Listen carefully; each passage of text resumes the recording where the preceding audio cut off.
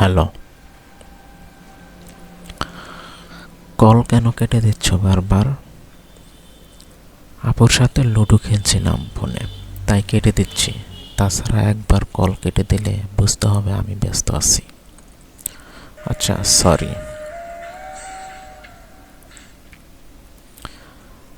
বলো এখন এভাবে কল দিচ্ছ কেন? না মানে কথা বলতে ইচ্ছে হচ্ছিল, তাই। এই সামান্য ইচ্ছের জন্য আমাকে এভাবে ডিস্টার্ব করবে নাকি আজাইরে? আচ্ছা, সরি বললাম তো। এইভাবে ওই বারবার সরি বলবে না, আমার আরও রাগ হয়। আচ্ছা ঠিক আছে, আর বলবো না, বাই। আমি কিছু কথা বলার আমি কিছু কথা বলার জন্য কল দিচ্ছিলাম তোমাকে। কি কথা?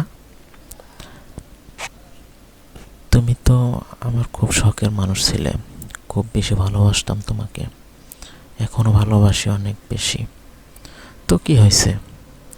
হয়েছে কি এখন আমি বলি।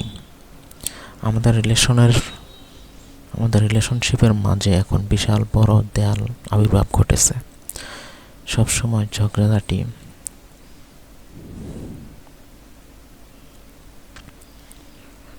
ঝগড়াঝাটি আর তোমার দিক থেকে অবহেলা নিয়ে দিন পার করতেছি আমি। আমার মনে হয় আমাদের আলাদা হয়ে যাওয়া উচিত। তুমি কি সেটাই চাও? নিজের মুখে বলতেছ তো?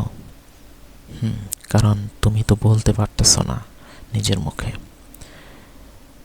কাজে কর্মে বোঝাও যে তুমি ওই রিলেশনশিপে কন্টিনিউ করতে চাও না। তাই আমি নিজেকে থেকেই বললাম, কারণ আমার আর এইসব ভালো লাগতেছে না। আচ্ছা যাও, মুক্ত করে দিলাম, ব্রেকআপ।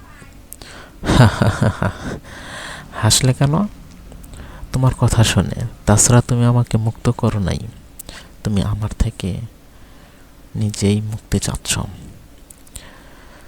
তুমি যাই মনে করো, আমার কিছু যায় আসে না। আচ্ছা, ব্রেকআপ কি এত সহজ? মানুষ চাইলে সব সহজ। চাইলে কি সব কিছু সহজে পাওয়া যায়? তাহলে আমি তো তোমাকে চাই, তোমাকে ছাড়া আমি ভাবতে পারছি না। আমাদের 2 বছরের ভালোবাসার স্মৃতি আমি ভুলতে পারতেছি না। এইসব কথা ছাড়ো, ভালো থেকো। ভালো থাকার জন্য তোমাকে চাই। তুমি না আমি বড্ড অসহায়। পাগলামি করো না সালভি। আচ্ছা, আমার দোষটা কি বলো তো? আজকে সত্যিটা তোমাকে বলি, তুমি হয়তো জানো না আমার বিয়ে ঠিক হয়ে গেছে। তাই আমি তোমার সাথে এমন করি, বুঝতে হবে সেটা তোমার। অসাধারণ সারপ্রাইজ দিলে আমায়, অভিনন্দন তোমাকে। সেজন্য কি এমন ব্যবহার? ছেলে কি আমার থেকে ভালো নাকি? এইসব কথা বলো না, বাই। আমাকে এভাবে বলার কি প্রয়োজন ছিল? সুন্দরভাবে বললে কি তোমার লাইফ থেকে চলে যেতাম না? আমি তো চাই তুমি এই পৃথিবীতে সুখী থাকো, যেন আমি বলতে পারি আমার ভালোবাসার শখের মানুষটা আমাকে ছাড়া হ্যাপি আছে। সরি, আমাকে ভুল বোঝো না। আবারও হাসালে আমাকে। তুমি যে আমার স্বপ্ন ভেঙে নিজে একটা নতুন স্বপ্নে মগ্ন হয়েছ, সেটা আমার বুঝতে দেরি হয়েছে। সরি, আমার বলার প্রয়োজন।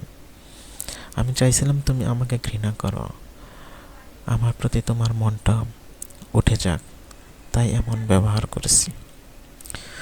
তুমি হয়তো জানো না, ভালোবাসার মানুষের প্রতি ভালোবাসা জন্ম নেয়, ঘৃণা নয়। এখন দেখতেছি সেটা। আমাকে মাফ করো।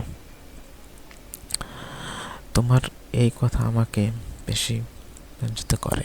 সুখী হও তুমি, শুভকামনা রইল। সরি। সরি কেন? মিথ্যা বলার জন্য? ও, বুঝতে পারছি। কি বুঝতে পারছো? আপুর সাথে লুডো খেলার কথাটা মিথ্যে ছিল। তখন তুমি তোমার বাগদত্তর সাথে চ্যাট করতেছিলে হয়তো, এভাবে বুঝতে পারো আমাকে। আর আমি কিনা তুমি মানুষটাকে কষ্ট দিলাম। এমন কিছু কষ্ট আছে যা জীবনের সঞ্চয় এবং জীবনের শক্তি। তোমার কি কষ্ট লাগতেছে না? না। কেন? কারণ বাস্তবতা বলে শখের মানুষ কখনো আপন হয় না। আচ্ছা, বাই।